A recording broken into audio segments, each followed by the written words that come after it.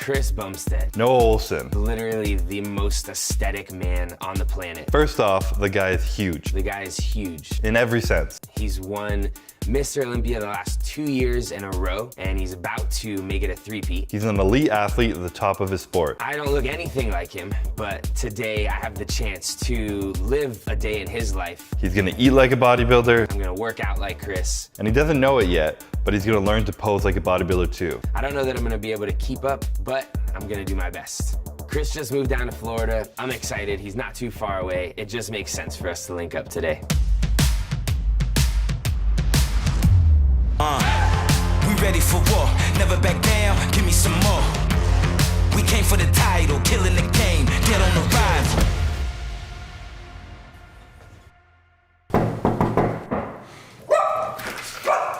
Hey, what's up, pup? Most important greeting right there. What's up, man? Let's go. Yeah, nice to meet you, man. I heard somewhere that Daddy Sebum is your nickname. Does that have to do with having like an elderly personality, just kind of an old chill guy? I don't know if, maybe that's where it came from. People You have started no calling idea. me dad. I don't know why. My whole fitness journey started in the bodybuilding world. Definitely not to the extent that you're doing it now. It was just the same way that it does for every like high school age male, where you want to get big just because.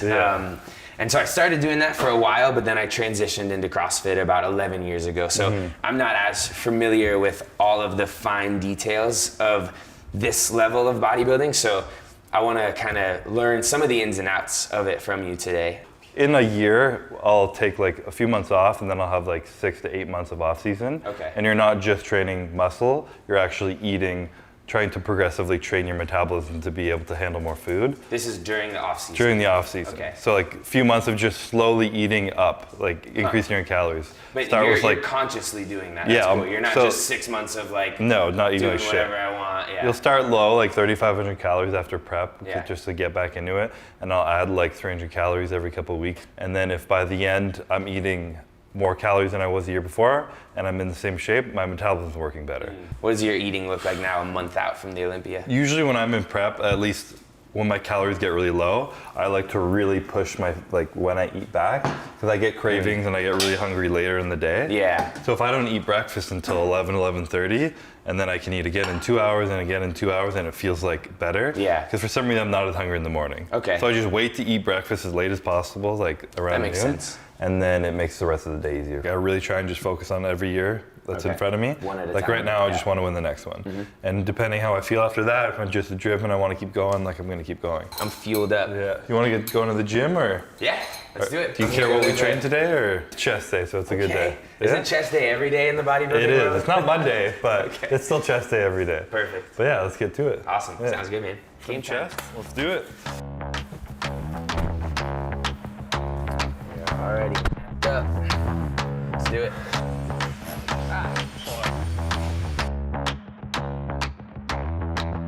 Bodybuilding is kind of taboo for whatever reason. Like, even though it's something that we all started doing, like I transitioned from more bodybuilding style training, everybody makes fun of the guy in the corner doing the bicep curls, right? Yeah. So it's interesting. I don't know why that is the case, but hopefully we can maybe help bridge that gap a little bit. I've never understood that myself. Just You're pushing your body to competitive insane athletes. limits. You're a very competitive athlete. Totally. And you have the actual performance side, whereas like bodybuilding, you step on stage and your work's done, you're presenting and the posing, but you're not competing. I'm not in a race against you. I have to beat you to do this, or we'll lift more than you. It's just like I look better. Yeah.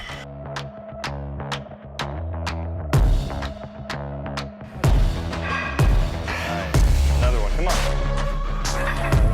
That's been crazy to me, that psychological, like somebody puts their hands on the bar and all of a sudden They touch, yeah.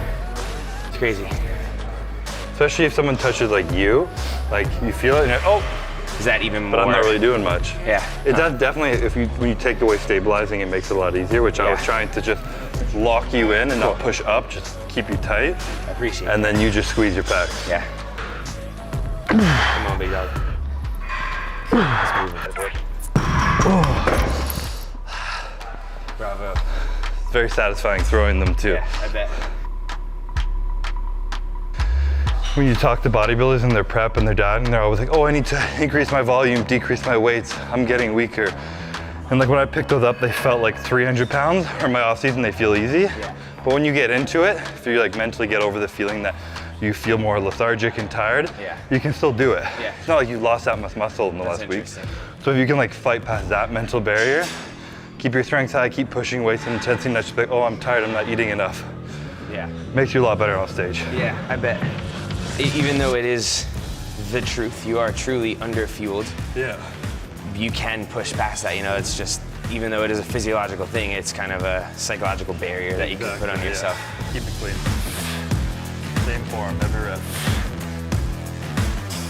There you go.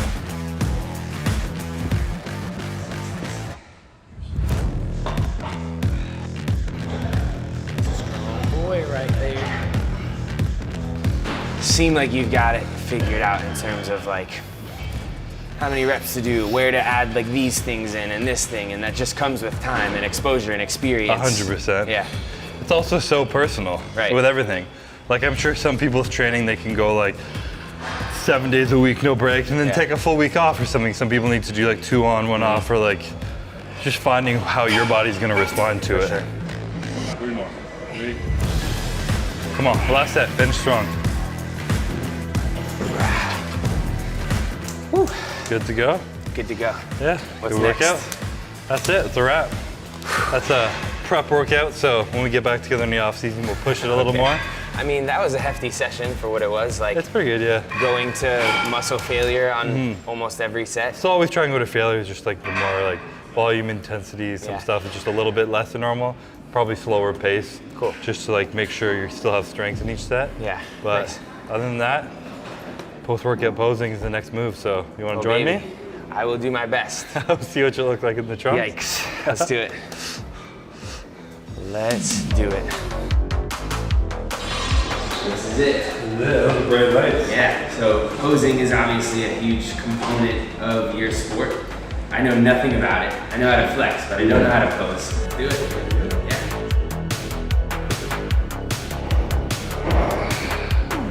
You gotta push forward. Chest up.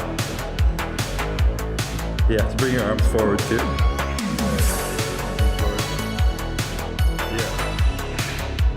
And you don't want to look like you're constipated in the face, right? That's part of the hard part, is being able to flex everything as hard as you can. Okay. And then just like looking like And you're not doing anything. You're actively like pushing your waist in, huh? That kind of gives more of that that's like- tapered look. it makes your waist look smaller. Where and are you're you? flexing your lats. So Are you smiling? Are you like I normally stoic? try to look a little stoic sometimes, or smile, or like when you're in a routine, I'll like, when you hit like a big pose, you'll like, I'll like smirk or something, be a little dramatic. Add a little flair. Add a little flair, yeah. Are the performances themselves pretty exhausting? Oh yeah. Yeah, okay. Like- I thought that the training leading up to it would be the hard part, but that also sounds pretty difficult. It's hard, but like sometimes I'll be actually sore the next day. Yeah. Huh. Like my lower back. Such I feel hard sore. contractions. So you stand, a lot of it's standing like this. Like this is like the front relaxed pose, which is far from relaxed. Relaxed. But when this is how you're supposed to wait on the sidelines the whole time. Okay. So when you're standing this tall, your like lat and back is really flexed, and you do that for 10 minutes up there, you get pretty sore. Yeah, I can imagine. What would that mean to you for your legacy to be a 3-time Mr. Olympia? It means a lot. Like me winning my 3rd Olympia to me means like I'm really coming into being like a leader of this division. Classic Physique's still pretty new. It's only been around for like 5 years. The guy before me won it twice. I've won it twice. No one's ever won it 3 times. Okay. So I'll be the first guy to have ever won it 3 times, 3 in a row. And after that, I go for 4, I go for 5, and I kind of want to like leave my mark at the beginning of this division as a guy who kind of like set the standard of what classic physique is like meant to be. I want to be like the guy where people coming up are like, they want to compete because they saw Chris Bumstead and they want to look like Chris Bumstead, and like that's the goal. Even when I'm retired, you know, like, so being in a new division, I think it gives me a really like unique opportunity to be able to be that person at the beginning.